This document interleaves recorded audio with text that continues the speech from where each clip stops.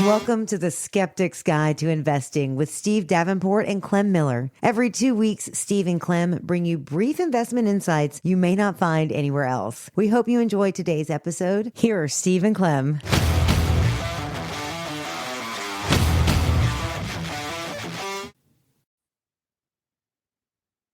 Hello, everyone, and welcome to Skeptic's Guide to Investing. I'm Steve Davenport, and I'm here with Clem Miller, and we're talking about trust. We're looking at what's happening with the government shutdown ending and the data that everybody is waiting for with bated breath. And I sit here and I think, okay, should we have more data, and is data going to necessarily make our lives better because we trust it and we believe it influences the macroeconomic and the business results? Or does we trust patience and just wait and say these are long-term investments, and looking at monthly, inventory data, or looking at monthly data on employment and whether this many teachers were laid off for the holidays or this many people were hired at Amazon to work in the warehouse during the busy time of Black Friday. I would say, Clem, that this is a tough topic because different people have different hot points on which two things they think they trust and which two things they distrust. Let's start in the positive and then we'll end in the negative. Which two things do you trust the most in the financial system? Is it the data? Is it the CEOs and the people? Is it the company's technology? Is it the government asserting and helping companies with ownership stakes? Is it the tariff process that's going to right the wrongs against America? Where is your trust? What two items do you have the most faith in that are in the financial system that are going to help our average investor, improve their financial wellness? Where's your trust right now? So I've got two areas of trust. One is in innovation. I'm a strong believer in innovation, technological innovation. I believe that this is an area where you cannot take a beta approach, but you have to take an alpha approach and pick individual companies, because certainly there are individual companies that are innovative, but yet have not been performing too well. So you have to choose your areas of innovation, choose the individual companies. But I'm very, very trustful of the innovation process, AI and other things, and where that might be going. Are there issues we should be concerned about with AI? Yes, there are. And are there areas of where we might want to distrust AI? Certainly there are. We can at some point zero in on those. But I think in general, innovation is a very big positive.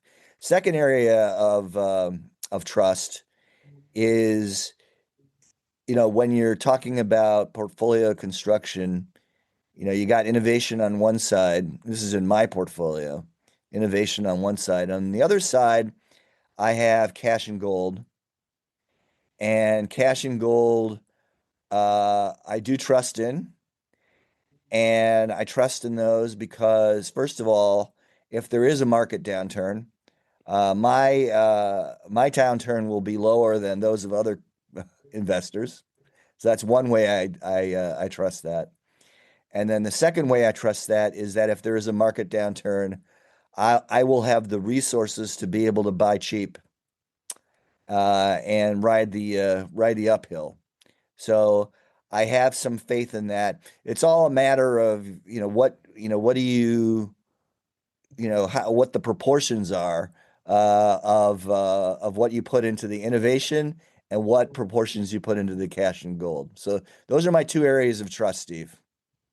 Okay, they seem like they're very similar. Like on the one side, you got innovation, which is your 50 or 60% of the portfolio that you're invested in long term. And then the other side is in safety, which I think that growth and safety are always the two things that we're playing off of each other. And if we believe more in one than the other, then we let our money go where our, feelings are. Yeah, and note that Um, I don't have bonds in there.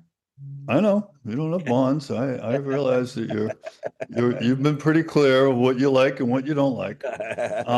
I guess from my perspective, the things I trust and I believe in, and maybe this is because I have two daughters who are professors, but I think our college system in the United States is an extraordinary collection of assets for all people in all these states. I'm in North Carolina now with one of the best state-run college systems, and I look at UNC Asheville, UNC Charlotte. I look at NC State and UNC in Chapel Hill and UNC Wilmington, and I know I'm leaving somebody out, but I just look at this system in this state, and then I think about the private universities like the Dukes and the Davidsons, and I look and say, we have a collection of faculties and people who are doing amazing work in areas of AI, in areas of health and wellness, and areas of aging. And I just think that, for when you talk about innovation, I'm being a little more specific. I think corporate innovation is one thing, but a system that keeps preparing more and more people every year to come out into the marketplace, have an impact, have skill sets that line up to businesses, and have an ability to do something new and creative. And I look at what is going on at NVIDIA and the way that they have taken the nanometer chips and the things and tried to, put them in parallel and make things faster and make things better. And I do think there is a corporate, part of that responsibility, but I kind of go back to where are the people learning the skills, where are the people getting the abilities, and where are the people who are starting the next companies? They're coming out of some of the greatest colleges in the world. And maybe I'm missing something. I've had my time as a Columbia grad where I've been frustrated by what's going on in the campus and the different things, and we can focus on the negative, but I have a great deal of trust that our education system, because of the endowments and because of the way they work, are going to continue to produce great people who are going to be great leaders and help our business community. And if you want to know why I like America and America investment, it's the colleges. And I don't want to steal something from um, one of the Clintons' strategists there, Carville, but it's the university, stupid. Um, he used to say it's the economy, stupid, but I really believe in the universities. And I also, one thing I trust is that there's a lot of people out there who are being kind to others. I'm involved in various volunteer efforts and things, and I would just say that I see a lot of great people doing great things for others. And I think at this time of year, it's, we see people who are eating at the food shelters and getting foods for, taking home a bag of stuff to have a meal and celebrate. I really believe there's a lot of inherent kindness in mankind, particularly in the United States. And I look at the people who are arguing and the people who are attacking each other, and I say, I think that the media might cover that a little more than it covers, the acts of kindness by a lot of people. And I am going to be idealistic here and say, um, the thing I trust is the American will to survive and to thrive and to help others. So American will and universities would be my two things I trust in. And I trust in them pretty deeply, so I don't think I'm going to get shaken from those. But now we go to the two things that we distrust about the system and the financials. What are the two things you distrust in Clem? Is it anything to do with government data, or is it have to do with our ability to collect tariffs, or what do you distrust about this market or environment for the average investor to think about this? Okay, so I've got two totally different areas of distrust. So first of all, is my standard distrust of fads in markets. Okay, is And that different than themes, or is it the same? well, yeah, I mean, others might call them themes. I call them fads, right? Okay. So crypto is a fad that is extremely dangerous, and you can see that, over the last few weeks of or a few months of behavior with regard to Bitcoin and other crypto and companies that, have invested in crypto. And so I know, every time crypto starts to go up a little bit, all the promoters come out of the woodwork.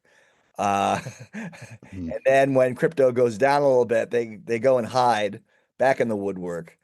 Uh, Yeah, I mean, I think the funny thing is that when the people say no, it's a currency. Oh, okay. Well, as a currency, why did the currency go down when technology stocks started to go down? I thought the currencies were a little more independent. And it's tell me, is it a currency or It's is it a it's security? whatever the promoters want it to be is what they tell people, right? It's whatever works. It's whatever falls into their story or supports their story, whether it's quote a currency or a commodity or an asset or whatever they want to call it. The reality is that it's none of those things. It's a fad, and so if you want to waste your money on fads, be by all means go do that. But it's something that I've long distrusted. I'm consistent on that, and I would never put one penny of anything I wouldn't put one penny of my own money in crypto. Not one All penny. right. How Okay. about your wife's money? Would you put her money in it? No, I wouldn't I wouldn't put her money in that either. But like I said, I can't tell people what to do. So if, and I know that there are advisors and others out there who say, well, hold a little bit of crypto. Why? Okay. Why? Right? You Um, know, it's just it's ridiculous, right? So the other thing I distrust is I distrust government. And all government or only the U.S. government or I think it's fair to distrust all government and in particular the US government. And at this point, and I would have to, to be fair, I would also throw in the Russian government and the Chinese government and the Korean government and the Iranian government and the Israeli government. I think, rogue states. Okay, I have some issues with rogue states. well, you just mentioned three or four of them. Who else are you talking about? Uh, well, I guess you could put Venezuela in the rogue state category All too. right, all right. But yeah, I mean, arguably the US is, but then Russia, China, Iran, Venezuela, Israel, North Korea, those are those are what I would call Ukraine. I rogue saw an states. article this week about, some kind of a deal going on with Zelensky and whether he's, involved in some kind of a scandal. Yeah, well, yeah, Ukraine has been known for corruption, but I don't know that Oh, I don't know that it's actually touched them, but I'm not really talking about corruption. Corruption is a widespread issue in lots of countries. I'm right. really talking about behavior in the international system, right? Whether, countries are just pursuing um, their own narrow goals without any consideration for their neighbors or the broader international community, or whether they're willing to cooperate. And those rogue states I just mentioned are clearly looking out for themselves and not cooperating with the global community. And unfortunately, the U.S. has entered that group of that group of countries, and that's why I think it's fair not to trust the U.S. as much as one could before. And I think as far as this has as I've indicated elsewhere, I think that markets have done extraordinarily well despite of U.S. government policies, not because of them, right? I mean, I don't, a country whose government can impose enormous tariffs and say that they're because of some kind of trade balance emergency and say that foreign countries are paying the tariffs. I mean, that's wacko stuff, right? It's It's not just classic economics. it No. has no basis in reality. And if you're talking about a government that makes decisions without a basis in reality, that's a problem, right? That's a problem. And so that's, if we didn't have that kind of problem, that kind of reality, the possibility of decisions being made uh, on the fringes of reality or beyond what is reality. Yep. If that weren't an issue, I probably wouldn't have as much cash and gold in the portfolio as I do now.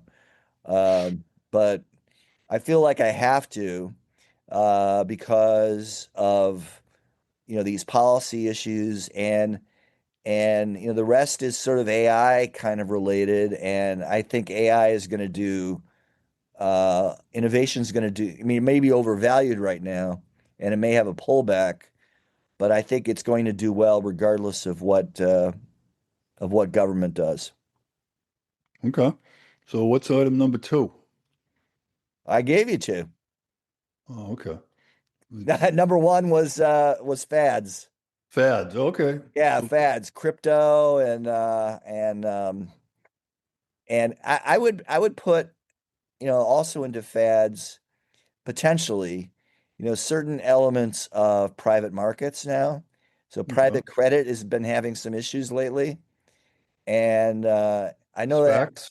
private credit has been like the darling of a lot of investors, a lot of advisors. People read a lot about private credit, but there have been some issues with that lately with BlackRock and um, and so on. So it's an issue, right?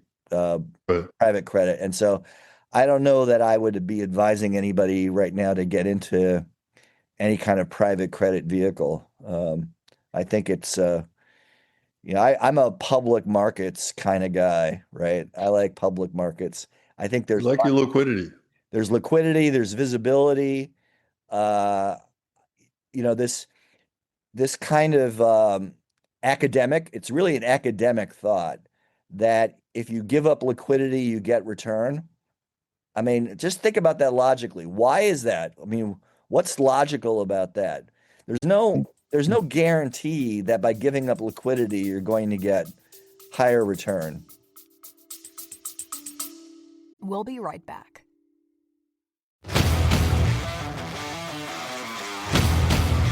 We hope you're enjoying our episodes. If you are, then we'd greatly appreciate your liking, following, and sharing. Help us help others. Now let's get back to the discussion.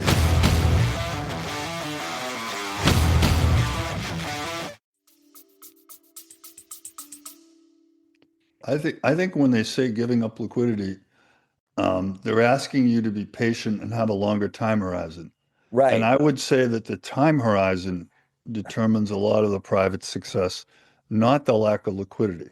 right. Time Well, horizon to me is the answer, not okay. liquidity. So, yeah, I agree with you. But think about this a little bit. A longer time horizon means that there's a greater there yes, there's a uh longer term possibility that there will be success. Uh, But there's a longer term possibility there could be failure too. And yet you're locked in. So Correct. I think there's two different points you're making. One is I don't have full clarity. So without full clarity on the underlying company, because privates are necessarily less known, that unknowable aspect makes it risky. And Yeah. that's true of, hey, all of these companies release data, but public companies who have things going on that are not present in their data, they have the same risk as that private. It's just that, you know what I mean? They've been able to keep this research project they've been doing, and it's been successful and not successful. I mean, there's things going on, and I think it's do we have full knowledge? And I don't think we have full knowledge even of the most public company. I Yeah. think um, if I could go to my two, um, the thing that I find and distrust the most is quick judgments and decisions. I think the average concentration of investors today, I think, is something around 9 seconds, that we focus on an idea for about 9 seconds. It was 16 seconds just a couple of years ago. It's been as high as 30, 5 years ago. I look at this and I think this is what I believe will be the most disturbing part of AI and all of this information is if we react and think about items for shorter periods of time, we're going to be less likely to discern a difference or a mistake by AI in the process of helping us. And if they make obvious decisions wrong and make statements that are incorrect, we have to pull back and say, okay, I thought this was, taken care of, and I thought this had this type of ability, but I really distrust what I would call quickness. If the quickness of a decision, and we say that it's a really good decision, comes through, I kind of believe that speed isn't the answer when we look at how we should invest. I think you should take some time. I think you should sleep on it. If you should sleep on whether to buy a $500 TV, what should you do with a $2,000 investment in, you know, your child's college account? I think you should think about it. I think that you should think about what you want and what you're trying to achieve, and then apply what I would call some rigor and analysis that's greater than the standard. I distrust short-term thinking because I believe that it misses the boat. I believe that as a country, as a civilization, as a society, we need to think a little harder and a little longer in order to truly get to what I think is, a better world. And that's just me. That's where I am. Um, and I guess I would also say that as a whole, I distrust people's decisions in terms of how you make and decide on what things are important in your life. I think that individuals need to put their physical, mental, and spiritual well-being first, not second. I think that you talked about it. I did the same thing when I was working. I was trying to get into that seat early. I was trying to get to my computer so I could check the news, check how things were opening in Europe, and and I was just absorbed with being fully absorbed. I wasn't really taking care of, what I'd say is body, mind, and soul. And I think that the thing I distrust is that we as a society don't do a good enough job of taking care of the greatest asset we have, which is our human capital. And that human capital can do amazing things for you. But just like the car, you got to change the oil. You got to make sure it's running right. You got to make sure it has good tires. I think there's a real renewal that we need to do as part of this. Coming out of COVID, my realization was I needed to focus on some basic things like exercise, better diet, better, time for meditation and prayer. So those things matter to me. And I think for everyone, your financial health and wealth is one part of your overall balance sheet. The main part is your human capital. So in terms of distrust, I distrust short-term thinking, and I distrust that we are not putting ourselves first. So those are mine. I don't know if they fully captured what we distrust in markets. I guess I would say that when I think about the second part about wellness, I want the overall goal of everyone to be, how do we make lives and influence things that are better? And I'd love to see companies doing more to try to help people with this wellness goal. And if they were, I think it would really have a bigger impact, because I think people, when they have more balance in their life, I think they're better employees and ultimately better for the overall economy. So if I could, say one thing, I think that getting back in the office, to me, I understand communication, but I also think that part of that is that people have gotten used to a healthier lifestyle at home, doing things, and pushing them back into the office is going to not enhance that wellness. I think it will degrade it. So I hope that we as companies realize that, okay, if we're going to want people in the office, then maybe we need to do something to allow them to have the same flexibility and some of the things that they have to improve the quality of their life, because ultimately better employees, better community, better results for everyone. So anything else you want to say about trust? No, I think I've covered it. I agree with you about wellness, and I think it's very important to focus on yourself with the wellness. All right, everybody. Thanks for listening. And this will probably come out sometime close to Thanksgiving. So have a great Thanksgiving. And please like, share, and let other people know that you enjoy the podcast. And we look forward to serving you. And check out the survey that is under Clem's LinkedIn account. And let us know what it is we do that you like and what you wanted us to do more of. All right? So everybody, thanks. Have a great day. We appreciate you.